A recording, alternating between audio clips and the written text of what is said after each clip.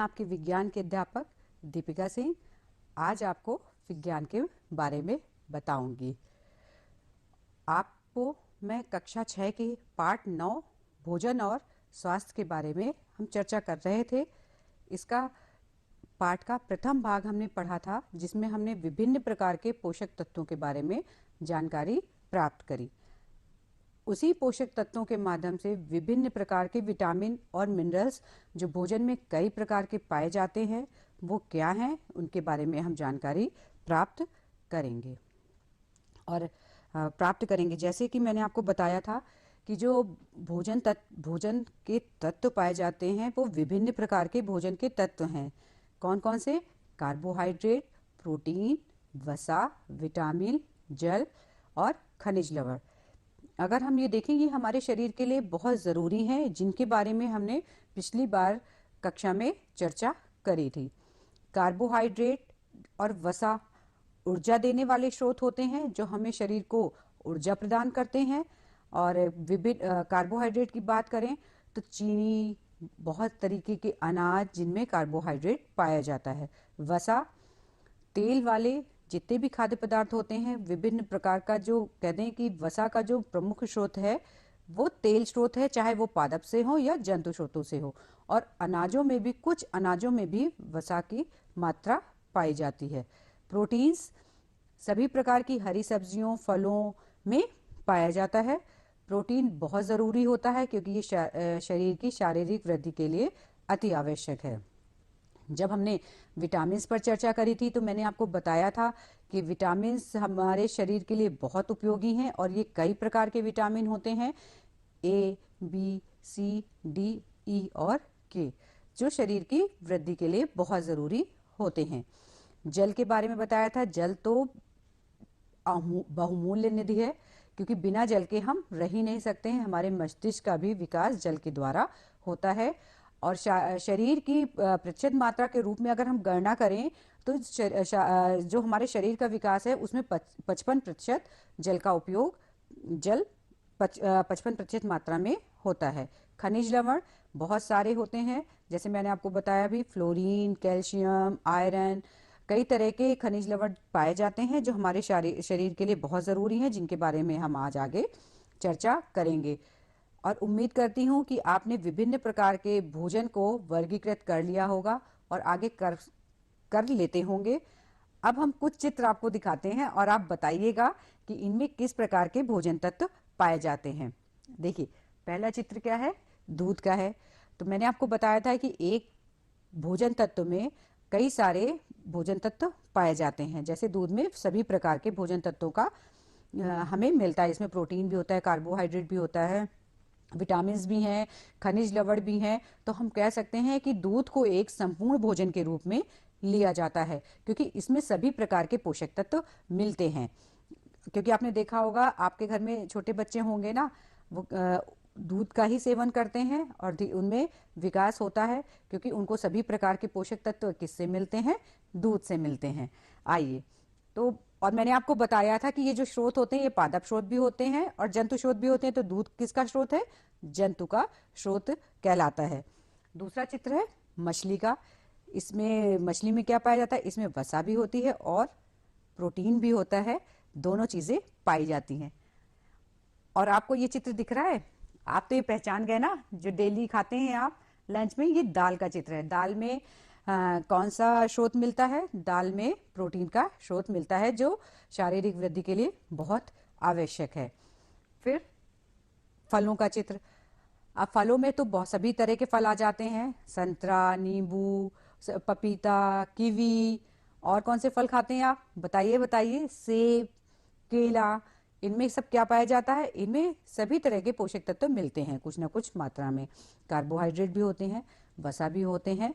जो अगर हम अलग अलग फलों का नाम लेंगे तो कुछ फलों में किसी चीज़ की बहुतायत होती है और किसी फलों में किसी बहुतायत होती है। और प्रोटीन, विटामिन, खनिज लवण, वसा, सब कुछ हमें, वसा की मात्रा कम होती है हमारे इन फलों में, थोड़ा सा कम मात्रा में होते हैं, इसलिए फलों का हमें प्रतिदिन सेवन करना चाहिए।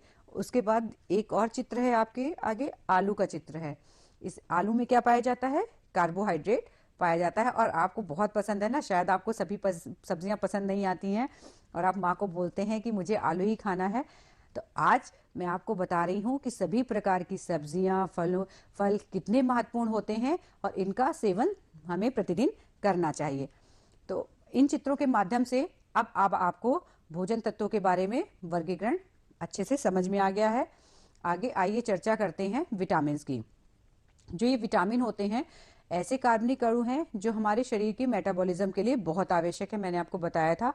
और विटामिन की खोज किसने करी? विटामिन की खोज फंक द्वारा, वैज्ञानिक के द्वारा हुई है। फंक ने ही विटामिन की खोज की है।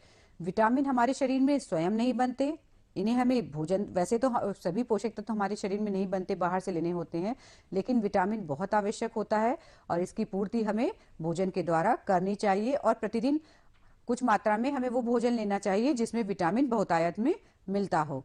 तो मैंने आपको बताया था विटामिन कई प्रकार के होते हैं। Vitamin A, B, C, D, E और के। फिर से एक बार नाम लें, vitamin A, B, C, D, E और के। इनको दो रूपों में वर्गीकृत किया जाता है, जैसे जल में घुलनशील विटामिन और वसा में घुलनशील विटामिन।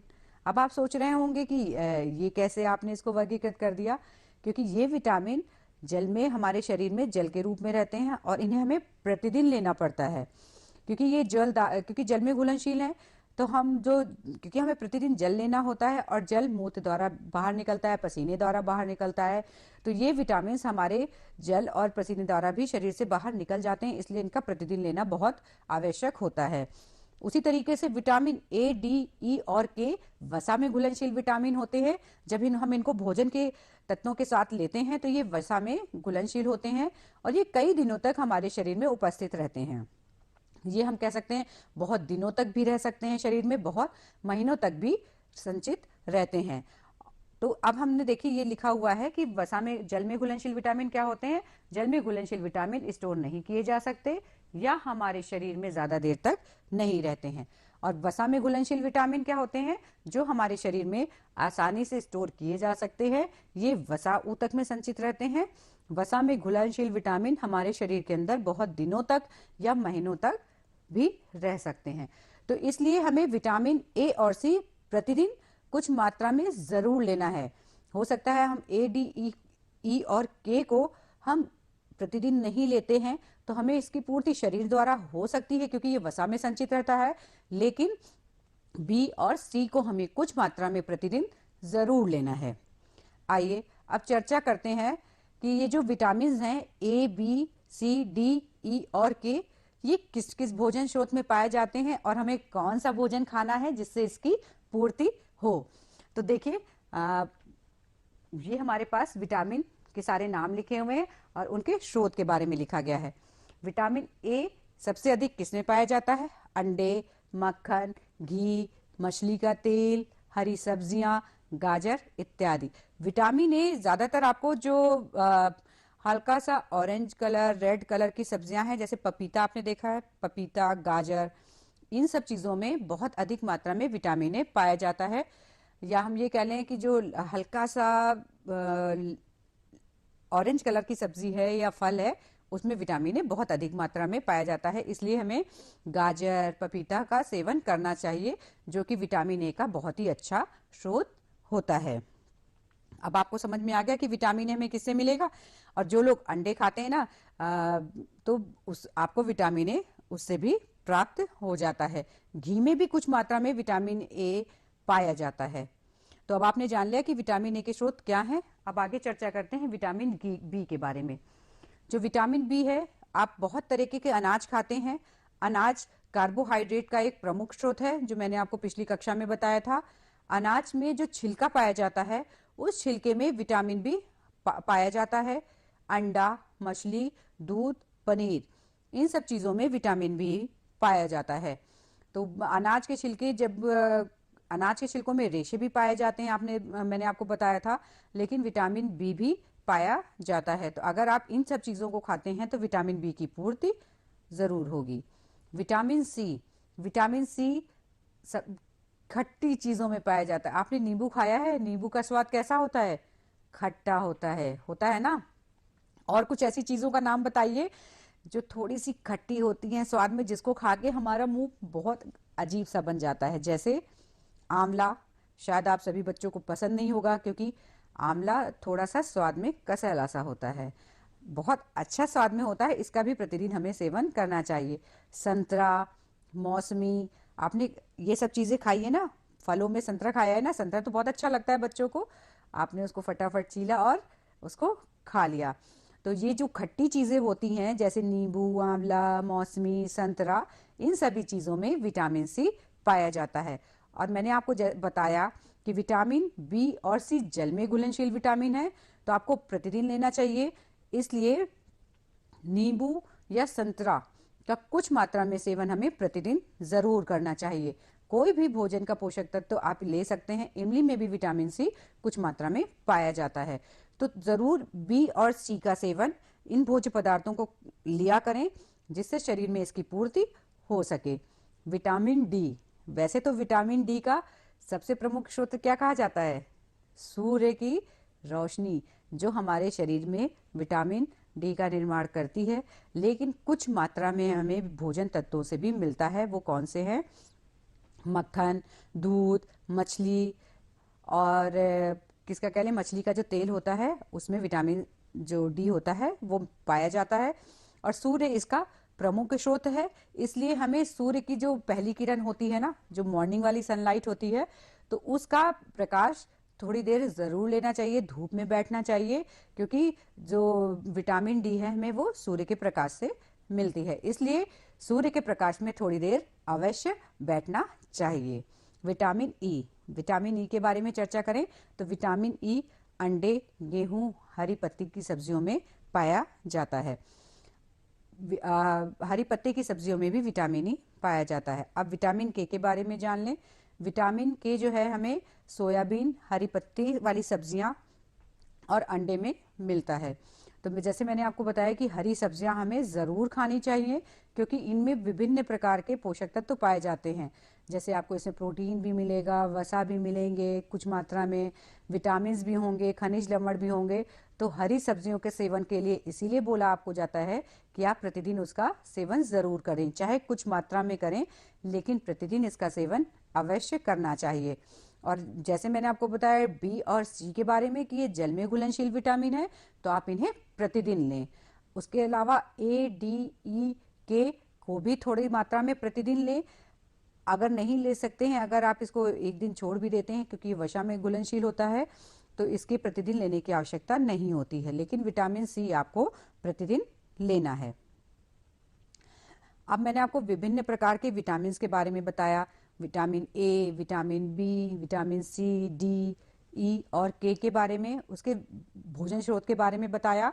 तो अब हम चर्चा करेंगे कि यदि हम इन पोषक तत्वों को नहीं लेते हैं तो क्या होता है कि इन पोषक तत्वों की कमी से हमारे शरीर में रोग उत्पन्न हो जाते हैं ना। यदि हम कोई पोषक तत्व, सभी पोषक तत्व नहीं लेंगे तो क्या होगा? हमारे शरीर में रोग उत्पन्न हो जाएंगे। तो आइए हम जान लेते हैं कि एक एक पोषक तत्व के बारे में कि अगर नहीं लेते हैं तो क्या कमी होगी। तो विटामिन ए की कमी से रतौंधी रोग होता है। कौन सा रोग होता है? रतौंधी रोग होता है। रतौंधी रोग आप जानते क्या है? जिसको कि रात की रोशनी में स्पष्ट दिखाई नहीं देता है। कुछ लोग रात की रोशनी में थोड़ा सा देख लेते हैं ना अंधेरे में, लेकिन कुछ लोग क्या होते हैं, अंधेरे में बिल्कुल नहीं दिखाई पड़ता है। तो ये रतौंधी रोग के अंतर्गत आता है। और अगर आप विटामिन ए का कम सेवन करेंगे तो आपको रतौंधी रोग हो सकता है। विटामिन बी के द्वारा बेरी बेरी रोग होता है। कौन सा रोग होता है? बेरी बेरी रोग होता है, उस रोग का नाम है। विटामिन सी के द्वारा स्कर्वी रोग होता है। विटामिन डी द्वारा रिकेट्स का रोग होता है। विटामिन ई द्वारा जनन क्षमता में कमी, पैरालिसिस का रोग होता है। विटामिन के द्वारा रुधिर में आयरन की कमी हो जाती है। जो रुधिर में आयरन की मात्रा होती है ना, तो उसकी मात्रा कम हो जाती है। तो एक बार फिर से हम रोगों के बारे में जान लें। विटामिन ए द्वारा रतौंधी रोग, विटामिन बी द्वारा बेरी बेरी रोग, विटामिन सी द्वारा स्कर्वी रोग, विटामिन डी द्वारा रिकेट्स रोग, विटामिन ई द्वारा जनन क्षमता में कमी, पैरालिसिस, विटामिन के द्वारा रुधिर में आयरन की कमी का रोग हो जाता है। अब मैंने आपको रोगों के बारे में तो बताया, अब आप कहोगे कि मुझे तो आपने बता दिए नाम, और इनका हम कैसे इनके लक्षण जानेंगे कि मैम हमारे शरीर में कौन से विटामिन की कमी है। तो आइए उनके लक्षणों के बारे में भी जान लेते हैं कि उनके क्या लक्षण हैं, और अगर वो लक्षण हमारे शरीर में दिखाई देते हैं कि हमारे शरीर में इन विटामिन की कमी है, तो वो पोषक तत्व या भोजन ले करके इसकी कमी को हम पूर्ति कर लेते हैं। तो सबसे पहले विटामिन ए के बारे में, जैसे मैंने आपको बताया, विटामिन ए क्या होता है, रतौंधी रोग है और रात में इसमें ठीक से दिखाई नहीं देता है।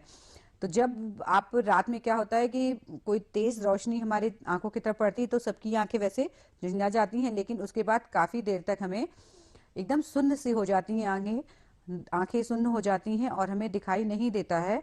तो ये रतौंधी के अंतर्गत आता है। कुछ लोग तुरंत ही उससे रेस्पॉन्स करने लग जाते हैं और आसपास में देख लेते हैं, लेकिन कुछ को काफी देर में दिखाई पड़ता है। तो ये विटामिन ए के कारण होता है, जो जल्दी से थोड़ा सा कम समय में स्पष्ट देख लेते हैं और कुछ लोग काफी समय में देख पाते हैं। तो ये विटामिन ए के कारण होता है। और अगर आपके शरीर में इसकी कमी है तो वो स्रोत खाइए जो इसकी पूर्ति करते हैं। बताइए बताइए कौन से स्रोत हैं? गाजर, पपीता, अंडे, मक्खन, घी और सभी प्रकार की हरी सब्जियां। अब विटामिन बी के बारे में बात करते हैं। मैंने आपको बताया विटामिन बी की कमी से जो रोग होता है वो कौन सा रोग है? बेरी बेरी रोग। तो ये बेरी बेरी रोग, मैंने तो बेरी बेरी नाम तो मैम लग रहा है कि जैसे हम बेर खाते हैं ना, उसी तरह का नाम है। लेकिन बेरी बेरी रोग के बारे में अगर हम जानेंगे तो आप ये चित्र देख रहे हैं। बेरी बेरी रोग क्या है कि होठ और मुंह का फट जाना, हाथ पैर में दर्द, त्वचा का फट जाना। यदि हम बी का सेवन नहीं करते तो आपने देखा होगा ना कि आपके दोस्तों में देखिए कि सब किसी किसी का होठ ज्यादा चिटक जाता है ना, हल्का सा क्रैकिंग हो जाती है, और शरीर में भी, और मुंह भी साइड से फट जाता है, हाथों पैरों में दर्द हो जाता है, त्वचा में भी थोड़ी सी खुजली सी होने लगती है। तो ये सब किसकी कमी से होता है? विटामिन बी की कमी से होता है। इसकी पूर्ति के लिए आपको क्या खाना है? आपको खाना है अनाज खाने हैं, क्योंकि अनाज के छिलकों में विटामिन बी पाया जाता है। और पनीर, दूध, इन चीजों में भी विटामिन बी अधिक मात्रा में मिलता है। अब विटामिन सी की चर्चा कर लें। मैंने आपको, क्योंकि विटामिन बी लेना अति महत्वपूर्ण इसलिए होता है, मैंने आपको बताया था ना, ये जल में घुलनशील विटामिन है, भूलिएगा नहीं, इसलिए इसको प्रतिदिन लेना बहुत आवश्यक है। विटामिन सी को भी प्रतिदिन लेना बहुत आवश्यक है, और इससे स्कर्वी रोग होता है। और स्कर्वी रोग क्या है? स्कर्वी रोग है, आपने देखा होगा मसूड़ों और दांत में खून और सूजन आती है ना, कुछ के आपने देखा होगा कि दादी लोगों के शरीर में, दादी लोगों के दांत वात में ऐसे हो जाता है, किसी किसी की दादी के दांतों में है, या बच्चों के भी दांतों में ये है, क्योंकि वो विटामिन सी की मात्रा का सेवन नहीं करते हैं, क्योंकि इसे हमें प्रतिदिन लेना है कुछ मात्रा में। तो ये किसमें पाया जाता है? खट्टेदार फलों में और सब्जियों में, जो थोड़ी सी खट्टी होती हैं। तो अगर हम विटामिन सी प्रतिदिन खाएंगे तो हमारे मसूड़ों से सूजन और खून आना भी बंद हो जाएगा। और सबसे प्रमुख स्रोत है नींबू और आंवला। अब विटामिन डी के बारे में चर्चा करते हैं। विटामिन डी से कौन सा रोग होता है? रिकेट्स रोग होता है। रिकेट्स क्या है? इसमें जो है, देखिए, शरीर की हड्डियां कमजोर हो जाती हैं और टेढ़ी हो जाती हैं। इसलिए जो है विटामिन डी, मैंने आपको बताया, सूर्य की रोशनी जरूर लेनी चाहिए, क्योंकि सूर्य की रोशनी से ही विटामिन डी की पूर्ति होती है। उसके अलावा विटामिन डी मक्खन, दूध, मछली के तेल से भी पूर्ति हम करते हैं। और विटामिन ई के बारे में चर्चा करें तो विटामिन ई क्या होता है? विटामिन ई के द्वारा कमी से पैरालिसिस रोग हो जाता है। आपने देखा है ना कि शरीर का आधा अंग काम नहीं करता है। ये किसमें पाया जाता है? अंडे, गेहूं, हरी पत्तेदार सब्जियों में। जब आप विटामिन ई खाएंगे प्रतिदिन मात्रा में तो इन चीजों की कमी आपके शरीर में नहीं होगी। विटामिन के रुधिर की मात्रा को कंट्रोल में करता है, जिसमें आयरन आ जाता है। जो आयरन होता है ये सोयाबीन, हरी पत्तीदार सब्जियां, अंडे इत्यादि में पाया जाता है। यदि आप इन चीजों का सेवन करेंगे तो रुधिर की जो कमी है, जिसमें आयरन की कमी जिसे हम कहते हैं, तो उसकी पूर्ति होती है। और इसकी कमी से क्या होता है? चक्कर आना, सीने में दर्द, दिल की धड़कन तेज होना, क्योंकि क्या होता है ना, खून जो है ना परिसर्जन तंत्र का ही एक अंग है। यदि हमारे शरीर में खून कम है तो क्या होता है? हम चलते हैं, थकना महसूस करते हैं कि नहीं करते हैं? तो इसलिए विटामिन के को भी हमें लेना है। क्या होता है, हम जब दौड़ रहे होते हैं तो बहुत अधिक मात्रा में कार्य करते हैं। और आयरन ऐसा है कि जो शरीर के संतुलन को बनाए रखता है, मतलब आयरन हमें जो हमारे शरीर में पोषक तत्व है उसे ऊर्जा प्राप्त कराने में भी मदद करता है। इस कारण से हमें चक्कर आना, सीने में दर्द, सब चीजें महसूस होती हैं। इसलिए विटामिन के का भी हमें सेवन करना है। तो मैंने बताया आपको कि किस तरीके से सभी विटामिन का प्रतिदिन सेवन करना है। और विटामिन कितने प्रकार के होते हैं। तो अब आप जरूर सेवन करेंगे विटामिन का, विटामिन और बी और सी को प्रतिदिन खाएंगे। अब चर्चा करते हैं खनिज लवण के बारे में। कुछ खनिज लवणों को हमें भी शारीरिक वृद्धि के लिए लेना चाहिए, जो शरीर के लिए अति महत्वपूर्ण है, लेकिन मैंने आपको बताया कि इसका अल्प मात्रा में सेवन करना है। और सभी प्रकार के खनिज लवणों का शरीर में उपयोग नहीं होता। कुछ बहुत अति महत्वपूर्ण खनिज लवण हैं जिनके बारे में हम चर्चा करेंगे कि वो किस स्रोत द्वारा मिलते हैं, उनकी उपयोगिता क्या है और यदि हम नहीं लेते हैं तो उसकी कमी से हमारे शरीर पर क्या प्रभाव पड़ेगा। तो जैसे मैंने आपको बताया कि आपको प्रतिदिन अच्छे पोषक तत्व लेने हैं जिससे आपके शरीर का अच्छा विकास हो।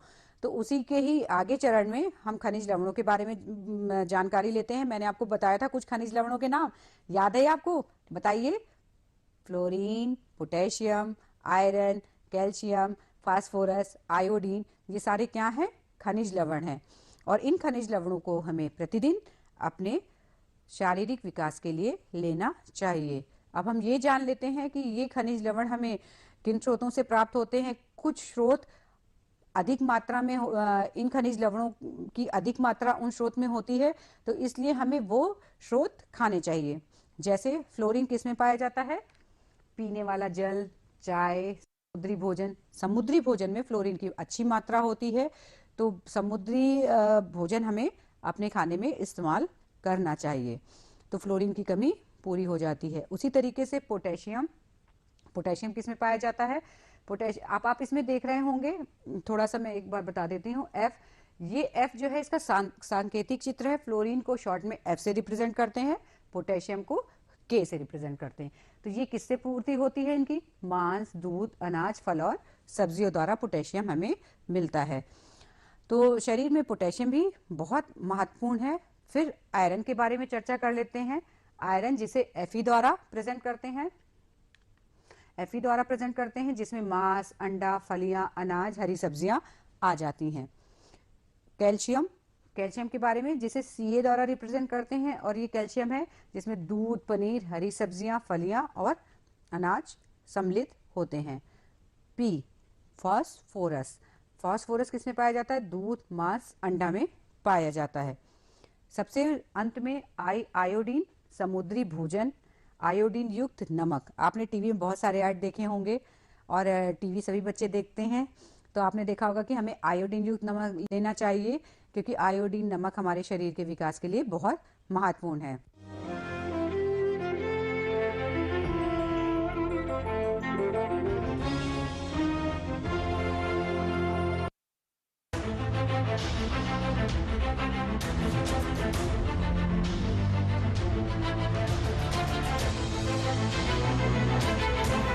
मन की बात। माननीय प्रधानमंत्री श्री नरेंद्र मोदी भारत की जनता से साझा करेंगे अपने मन की बात रविवार 29 अगस्त सुबह 11 बजे। आकाशवाणी के सभी केंद्र, सभी चैनल इसे प्रसारित